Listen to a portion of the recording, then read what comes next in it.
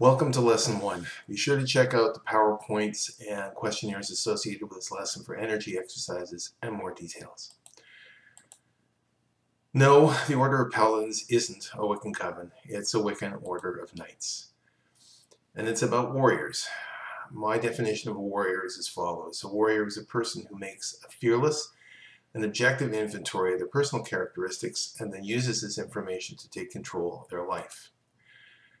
Wiccan author Amber Kay once said, "You begin by taking responsibility for your life and everything in it. This is part of your coming into power. You cannot be a victim, the pawn of other people's schemes, and the plaything of fate, and be a magician too. Accustom yourself to the idea that everything in your life, every event, relationship, thought, and material object is there because you chose it." And this is what we're all about. So, now that we know what a warrior is, what's a knight? Well, a knight of the order is a warrior who commits to live according to the precepts of the order and the code of chivalry of our order, and attempts to be an example to others. And what is a paladin? Paladin is a knight who commits to a specific quest to make a positive difference and be that example to others. So this lesson is the beginning of the novice cycle, which is the first of 4 levels of training for the Order of Paladins. And part of what it's about is service. The Knights of the Order of Paladins commit to 4 levels of service. The first is service to self.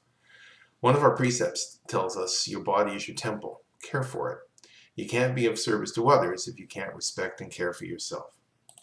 The second type of service is service to kith and kin. Your ancestors, family, and friends are hopefully there to support you. And those supportive family members should be able to count on you in turn. The third level of service is service to the earth. Everything is connected to everything else. In caring for the earth, we care for ourselves, for each other, and for those yet to come. And the fourth and final level of service is service to community. Service to the community makes positive change in the world and benefits us all. Service to the community allows you and the order to make connections and friends, a greater network of support that will grow to encompass a widening circle of people. Novices in the order begin to develop a sense of service to the community by performing services to the order. Duties are assigned to novices by their mentors and superiors from time to time. This may include duties such as the minding of children of members while members are in ritual, kitchen duties, hall setup, takedown, and so on. Obviously, online students can't perform duties in person, so they can perform service by volunteering for certain tasks. For example, our website was created by a student who is a member of the order. For online members, service could consist of writing articles, essays on precepts of the month, doing research, and so on. Largesse is one of the principles of our code of chivalry and is a form of service.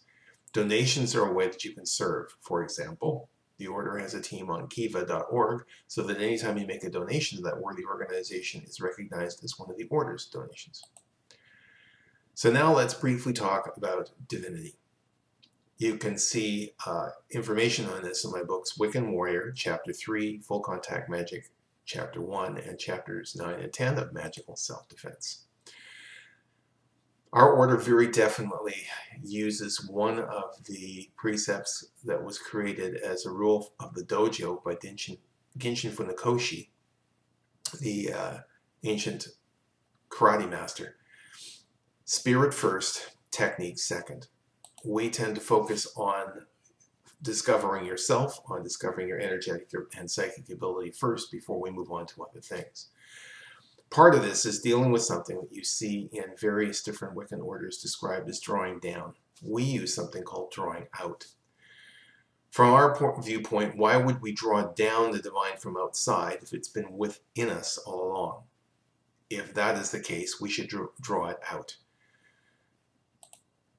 If you remember Doreen Valiente's charge with the goddess, she said, "And thou who thinkest to seek from me, know thy seeking and yearning shall avail thee not unless thou knowest the mystery, that if that which thou seekest thou findest not within thee, thou wilt never find it without thee. For behold, I have been with thee from the beginning, and I am that which is attained at the end of desire." So, what we try to do is bring that out, to identify those warrior aspects that we work with and have them manifest themselves through us, because the gods see the world through our eyes and work in the world with our hands.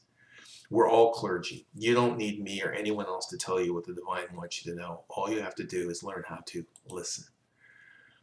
There's an old saying within Abrahamic religions: God is the potter and the world is the pot. This implies that God is not present in the world. It in turn suggests that it's not possible for humans to be in the presence of the divine because he created it and then walked away from it. This is the Abrahamic view. We take a different view, which can be described as the world is the garment. The world is a garment divinity puts on in order to be seen. This implies that divinity permeates everything, and this is how we view the world.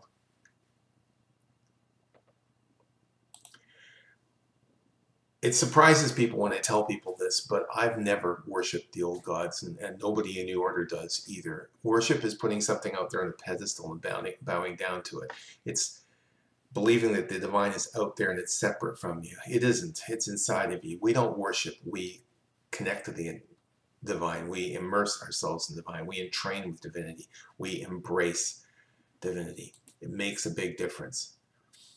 Terry Pratchett, in his book Small Gods, said, "You can die for your country or for your people or your family, but for a God you should live fully and busily every day of a long life." And I fully endorse that sentiment. That's what we try to do within the order. When you think about it, our relationship with divinity is a symbiotic one. We take this vast whatever it is out there and reduce it to terms and give them names that we can work with. So in fact, we create divinity, and yet it creates us. So it is a relationship that goes back and forth. We're born from the divine energy, and we reduce the infinite dimensions of divinity to aspects that our mind can encompass, and we make these aspects in our own image. So we in the divine create one another. Thou art God, thou art goddess. The divine is inseparable from the mundane world. You and everything around you is divine. The God, as I said earlier, the gods see the world through our eyes and work in the world with our hands, and that's what you're here for. So one of the lessons that, one of the things that we ask you to do in this lesson is create a divinity. We'd like you to, first of all, take a look at whatever pantheon speaks to your subconscious and perhaps choose aspects of divinity from that that work for you if you haven't already. But we also want you to take a situation that you have a problem with, and we want you to create a specific deity to work with that and give it a name. Now, I find a lot of students are uncomfortable with this exercise at first because they don't think that they're worthy to create a god or goddess. But I want you to consider this. Every single god that ever was created by someone just like you. Believe it. Some of them lasted, some of them didn't, but all of them were created by someone just like you. So there isn't any reason why you can't either. So identify an area in your life which you would like divine assistance with, without referring to existing texts or a list. Invent a deity to deal with that situation. Give that deity a name, and then report back to your mentor with that. Some are very, very simple. Some people get these very elaborate systems with flowers and animal totems and everything else. It could be as simple or as elaborate as you like. But believe me, it's a very interesting exercise, and it absolutely works. This is something that I got from Amber Kay in a class back in Dragon Fest many years ago. And she threw this challenge out in the middle of her class, and I decided, well, I have a problem with parking, so I'm going to create a goddess squat, goddess of parking lots, and invoke her if I need a parking space. And it works. So it doesn't matter how strange or simple the situation may be. Try it, see what happens. You'll be surprised with the results. So go and check the PowerPoint and the other videos that we'll have online for the energy exercises related to this class. Go out there, work hard at this, and be glorious.